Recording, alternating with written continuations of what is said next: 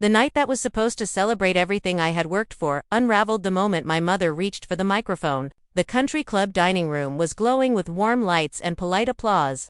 The kind of place where achievements were meant to be toasted quietly over wine. I had just finished my nursing degree, graduating with honors.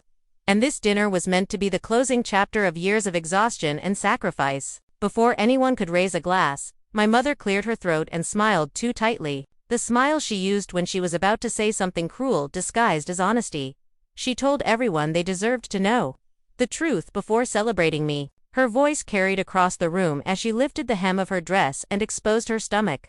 Loose skin and stretch marks on full display in front of nearly 200 guests. She announced that 22 years ago, I had destroyed her life by being born. She said she had been a rising model, signed with a top agency, destined for international fame, until pregnancy ruined her body and her future. The room went still, the kind of silence that presses against your ears. My aunt tried to step in, reaching for the microphone, but my mother shoved her away without hesitation.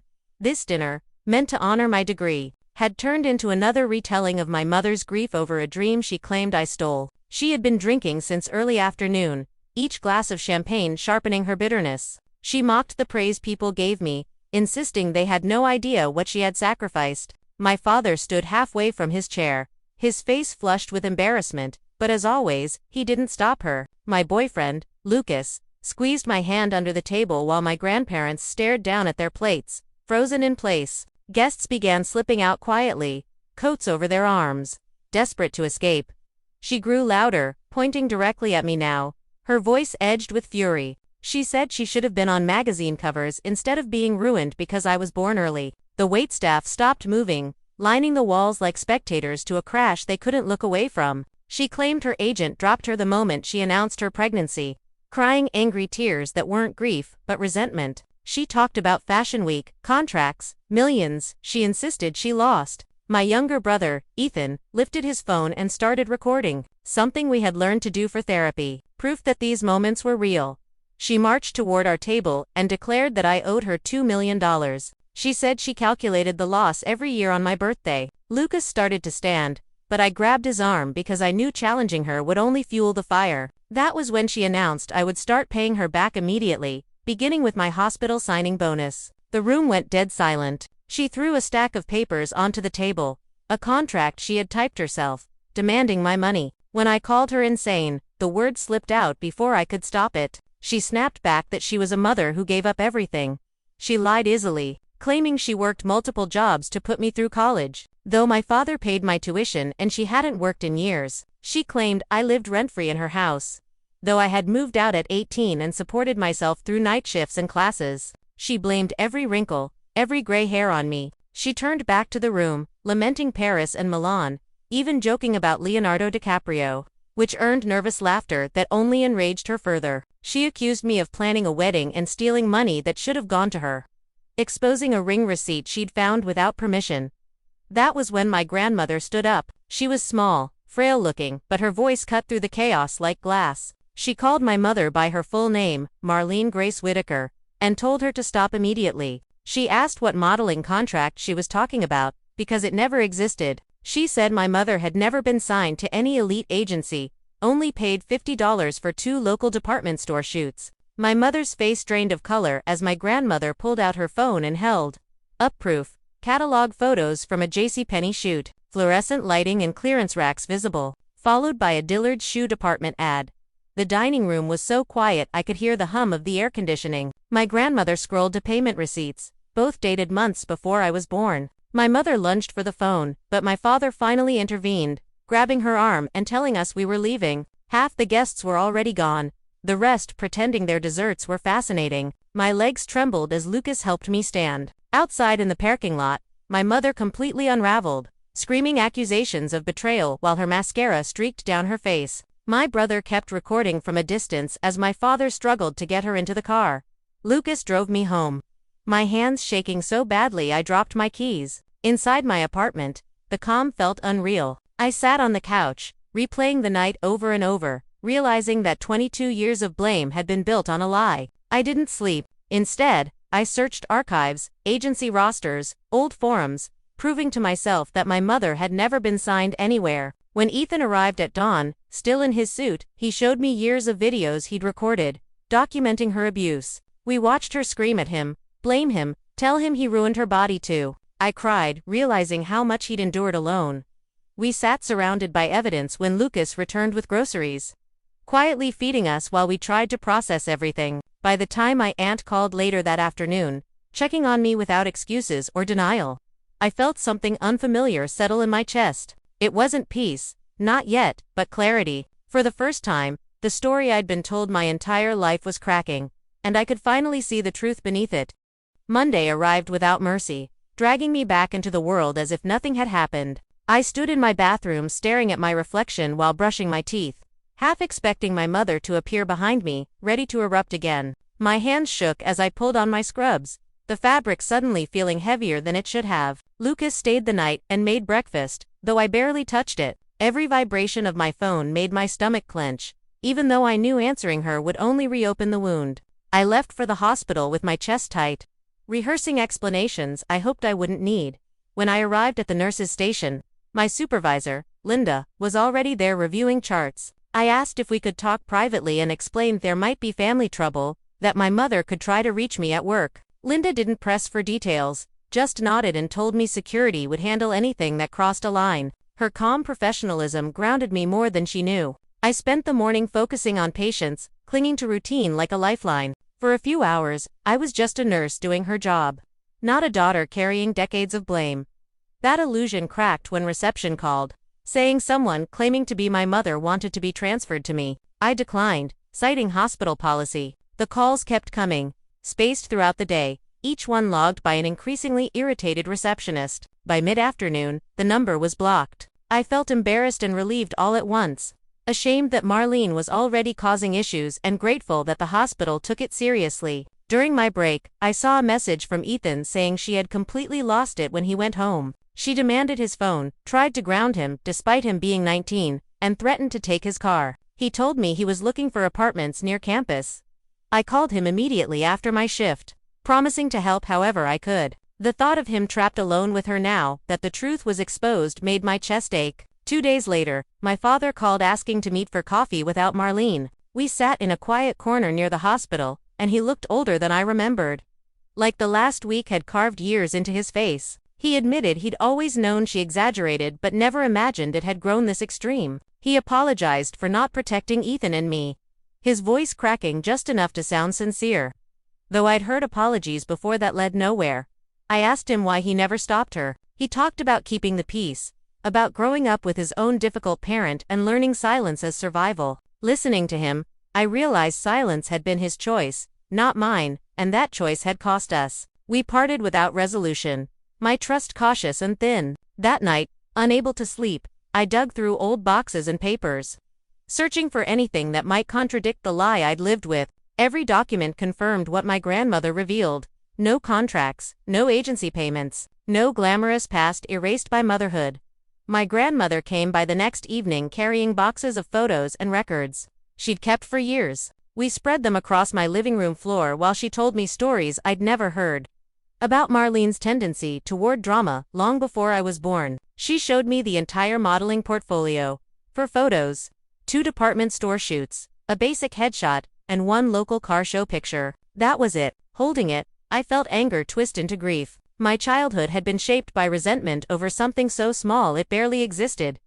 Ethan came over the following afternoon, exhausted from work, collapsing onto my couch. He told me his therapist had suggested a family session, and he laughed bitterly at the idea. He had already decided to move out for fall semester, saving money so Marlene couldn't use finances to control him. We talked for hours, planning logistics and timing, both of us painfully aware of how carefully we had to navigate her reactions. When he left, I felt proud of him and ashamed that I hadn't realized sooner how much he was carrying. A few days later, I received a call from Lucas's mother, a family law attorney. She spoke gently, explaining she'd seen situations like mine before and wanted me to know I had options. She reviewed photos of the fake contract Marlene had thrown at me and laughed softly, assuring me it had no legal standing. The relief was immediate and overwhelming, like a weight I hadn't known I was holding finally dropping away. For the first time since graduation night, I slept through the night. Work became my refuge. My supervisor noticed my tension and handed me information about the hospital's counseling program. I called the next morning and scheduled an appointment. Sitting in the therapist's office days later, I started talking about the party and didn't stop crying for nearly an hour. She listened, calm and steady, and told me what I'd experienced fit patterns of long-term emotional abuse. Hearing it framed that way, by someone trained to see it, cracked something open inside me. I wasn't imagining it. I hadn't deserved it. Ethan showed up late one night, eyes red, and told me something he'd never shared. When he was 16, Marlene had told him she wished she'd aborted him too. That having 2 children destroyed any chance she had left. I held him while he cried, the weight of her words settling heavily between us. We promised each other then that we wouldn't let her manipulation divide us, that whatever happened next, we'd face it together. Not long after, my aunt invited us to dinner without our parents, over photo albums and quiet conversation. She explained that Marlene's behavior was learned, passed down from their own abusive mother. Understanding the generational pattern didn't excuse it, but it helped me see it clearly. When I left that night, I felt something close to permission settle in my chest. Permission to protect myself without guilt. That permission was tested when Marlene showed up at the hospital, screaming in the lobby about stolen money and betrayal. Security escorted her out, but the damage was done. I hid in a supply closet, shaking, realizing she had found a way to invade even the place I felt most capable. HR documented everything, flagged her name, and recommended legal action. By the time she called the hospital administrator demanding my signing bonus, something in me shifted. Fear hardened into resolve. I contacted a lawyer, began documenting everything, and told Ethan we needed to move forward with a restraining order. Saying it out loud felt terrifying and empowering all at once. I wasn't trying to punish her. I was trying to survive. For the first time, I understood that protecting my peace wasn't cruelty. It was necessity. By the time I committed to legal protection, everything felt both unreal and inevitable. My lawyer's office smelled like coffee and paper, and the calm way he spoke contrasted sharply with the chaos that had driven me there. I laid out everything from the graduation dinner to Marlene's calls to my workplace, handing over documentation, videos Ethan had recorded, and copies of the fake contract. He watched a few clips silently, his jaw tightening, then explained the process for a restraining order and warned me it could make things worse before they got better. I left his office shaken but strangely steadier, like I had finally chosen a direction instead of drifting. That evening, my father called asking if we could have dinner as a family and talk things through. I told him I would only consider it under 3 conditions.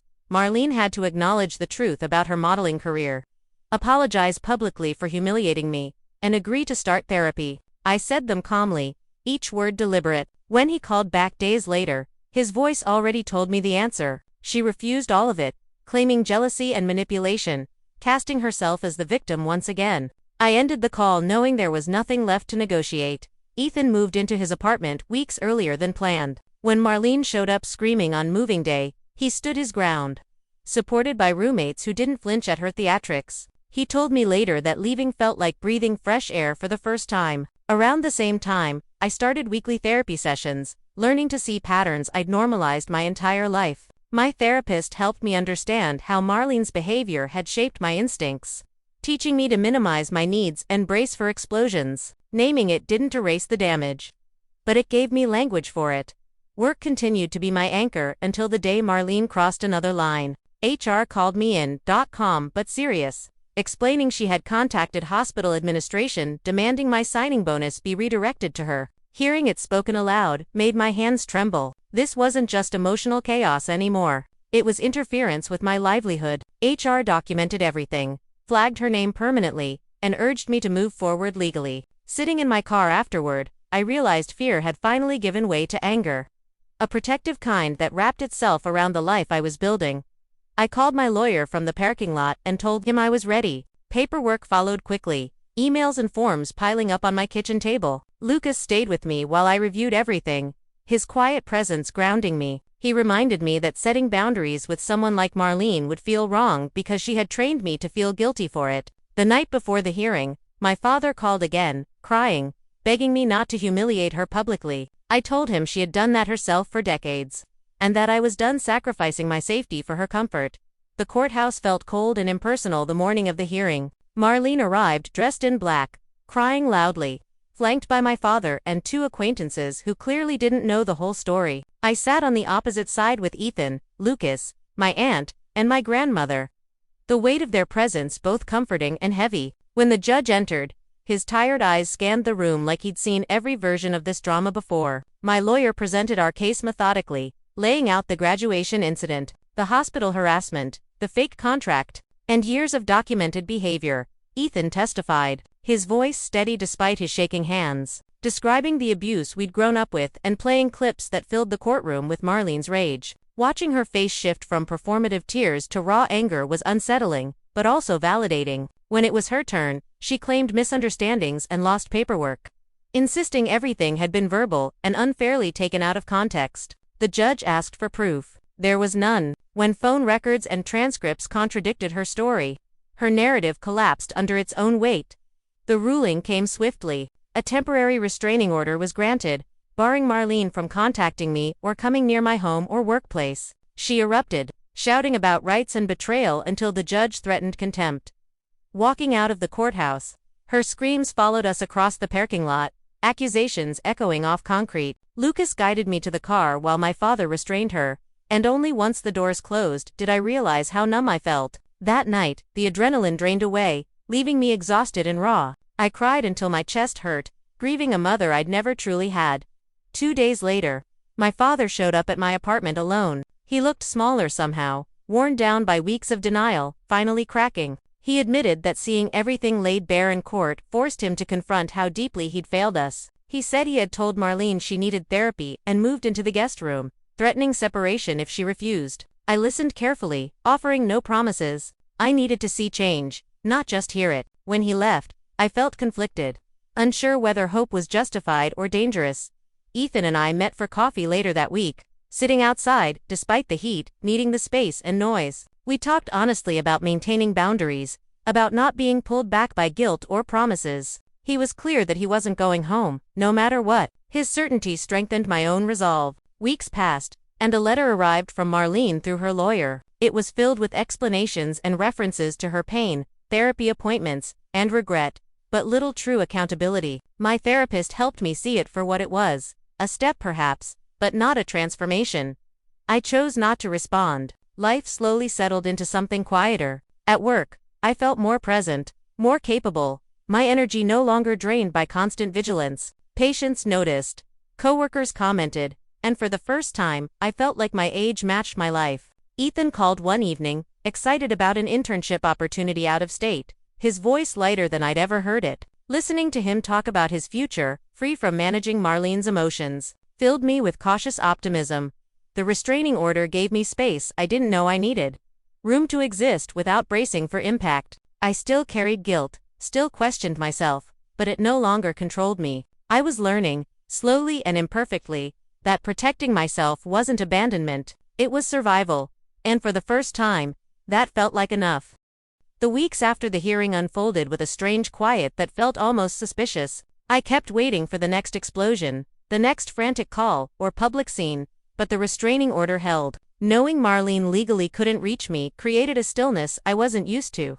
Like stepping off a train that had been roaring past my entire life. I filled the silence with work, long shifts that left my body tired but my mind calmer than it had ever been. For the first time, exhaustion came from helping patients, not from managing fear.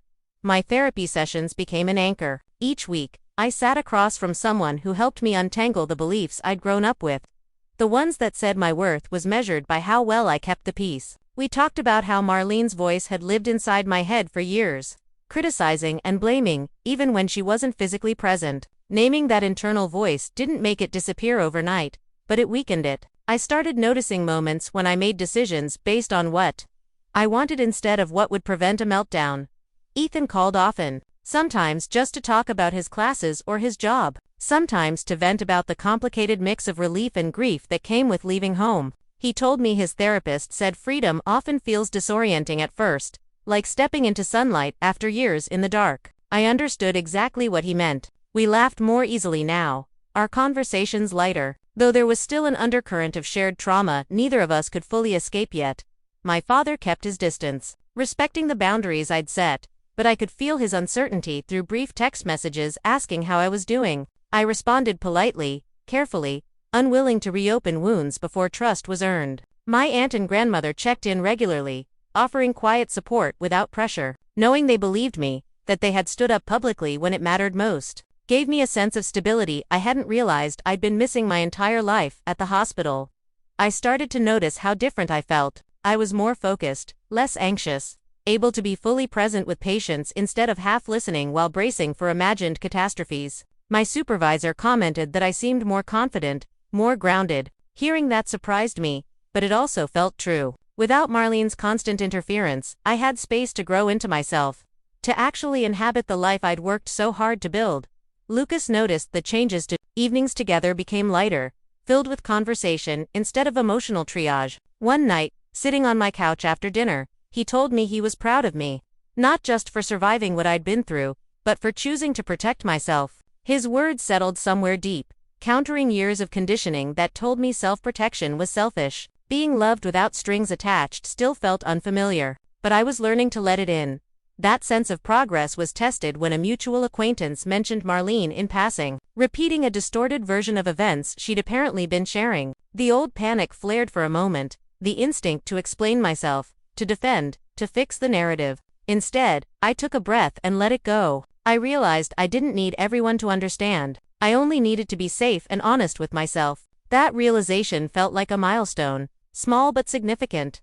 A month after the hearing, Ethan invited me to see his new place again, proudly showing off small improvements he'd made, cheap furniture arranged with care. Watching him claim his independence filled me with a mix of pride and sadness for the years he'd lost. We talked late into the night about the future, about boundaries with our parents, about how to support each other without falling back into old roles. Before I left, he hugged me tightly and thanked me for standing by him. I told him I wasn't going anywhere. My father eventually asked to meet for coffee again. I hesitated, weighing the emotional cost, but agreed under the condition that Marlene wouldn't be involved. He looked tired when we met, quieter than before. He talked about therapy sessions he'd started attending alone, about confronting his own avoidance and fear of conflict. I listened without interrupting, aware of how carefully I was guarding my heart. When he apologized again, it felt more grounded, less desperate. Still, I reminded myself that real change would take time, and that I wasn't responsible for guiding him through it. Not long after, I received an update from my lawyer about the review hearing scheduled months later. The reminder stirred a familiar knot of anxiety, but it was different now, less paralyzing. I had evidence, support, and clarity. Whatever happened next, I wasn't walking into it blind anymore. That knowledge brought a quiet confidence I'd never known. The hospital days blended together, punctuated by moments that reminded me why I chose nursing in the first place. I connected more deeply with patients, finding empathy flowed more easily when I wasn't emotionally depleted. One evening, after helping a frightened elderly woman through a difficult diagnosis, she squeezed my hand and thanked me for being present. Driving home later, I realized that presence had once been impossible for me. I'd been too busy surviving. Ethan called with exciting news about an internship he'd secured, his voice buzzing with enthusiasm. Hearing him talk about a future defined by his choices, not our mother's expectations, made me smile wider than I had in weeks. After we hung up, I sat quietly, reflecting on how far we'd both come in such a short time. The pain wasn't gone, but it no longer defined every moment. There were still hard days. Sometimes, guilt crept in uninvited, whispering that I'd overreacted, that a good daughter would have endured more. On those days, I leaned on therapy, on Lucas, on the concrete reminders of what Marlene had done. I reread journal entries, revisited facts, grounding myself in reality. Healing, I was learning, wasn't linear. It was a series of choices made over and over again, as the weeks turned into months. The quiet began to feel less like an absence and more like a foundation. I filled it with routines, friendships, small joys I'd previously rushed past. I was no longer bracing for impact at every turn. Instead, I was building something steady, something mine. And while the story wasn't finished yet, for the first time, I felt like I was the one writing what came next. The review hearing arrived on a gray morning that felt heavier than the others, as if the sky itself understood what the day carried. I woke early, nerves humming beneath my skin, but there was no panic this time. Lucas made coffee while I got dressed, and Ethan texted to say he was already on his way. Standing in my kitchen, watching steam rise from the mug in my hands, I realized how different this felt from the first hearing. I wasn't walking in afraid of being silenced. I was walking in knowing the truth would hold. The courthouse looked the same as before. Cold and imposing, but I entered it differently. My steps were steadier, my breathing slower. Marlene arrived shortly after us, quieter than I expected, her expression tight and controlled rather than explosive. She sat with her lawyer, avoiding eye contact, her posture rigid as if holding herself together required constant effort. My father sat behind her, distant and withdrawn. Seeing them that way stirred something complicated inside me, but it no longer had the power to knock me off balance. The judge reviewed the documentation calmly, asking questions that cut through excuses and emotional language. My lawyer presented updates, including Marlene's continued attempts to influence others to contact me on her behalf. A clear violation of the order's intent. Ethan spoke briefly, confirming that she had also tried to reach him indirectly. Marlene's lawyer argued that she was making progress in therapy, that she deserved leniency. The judge listened, nodding occasionally, then asked Marlene directly if she accepted responsibility for her actions. She hesitated too long. When she finally spoke, her words circled accountability without landing on it, filled with explanations about pain, sacrifice, and misunderstanding. I watched her carefully, recognizing the familiar pattern. Even now, even here, she couldn't fully say the words that mattered. The judge's decision followed shortly after. The restraining order would remain in place, extended and formalized. Clear boundaries were set, consequences outlined. The gavel struck, and just like that, it was done. Outside, the air felt sharper, cleaner. Ethan exhaled deeply, like he'd been holding his breath for months. Lucas wrapped an arm around my shoulders, and for a moment, I let myself lean into him. Across the lot, my father stood alone while Marlene argued quietly with her lawyer. I felt a flicker of sadness, not for the situation itself, but for what would never be. Then it passed. Some losses, I was learning, came with relief. Life moved forward in small, meaningful ways after that. The constant vigilance eased, replaced by a sense of safety I was still getting used to. I stopped checking my phone obsessively, stopped jumping at unfamiliar numbers. At work, I accepted a position on a specialized unit I'd been hesitant to pursue before, unsure if I could handle more responsibility. The first day was overwhelming and exhilarating, and I drove home afterward, smiling through tears, proud of myself in a way that felt new. Ethan's internship took him out of state, and though I missed him fiercely, our calls were filled with excitement instead of fear. He talked about coworkers, new routines, and the feeling of being known for who he was, not who our mother said he was. Hearing that made every hard decision worth it. We promised to visit each other often, building a sibling relationship free from survival mode. My relationship with my father remained cautious, but evolving. He continued therapy and respected the boundaries I set, never asking me to reconsider contact with Marlene. Sometimes we met for coffee, talking about ordinary things, learning how to exist in a healthier dynamic. Trust was rebuilding slowly, brick by brick, without pressure. I accepted that this was all I could ask for, and that it was enough for now. Therapy continued to reshape how I saw myself. I learned to recognize joy without waiting for it to be taken away, to sit in calm without anticipating chaos. I grieved the childhood I should have had, the mother I needed but never got. That grief didn't break me. It softened me, made room for compassion toward myself. Healing wasn't about forgetting what happened. It was about refusing to let it define my future. One evening, months later, Lucas proposed quietly in my living room.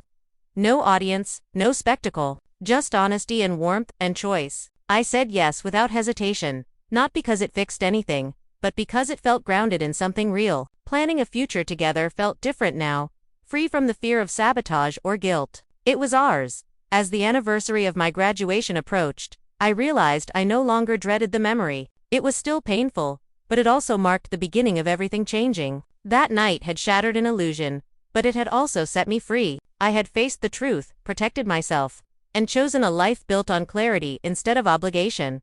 Looking back, I didn't see a story about betrayal or humiliation anymore. I saw one about survival, about choosing truth when silence felt safer, about breaking a cycle that had lasted generations. I hadn't ruined anyone's life by being born. I had built my own by finally believing I deserved peace.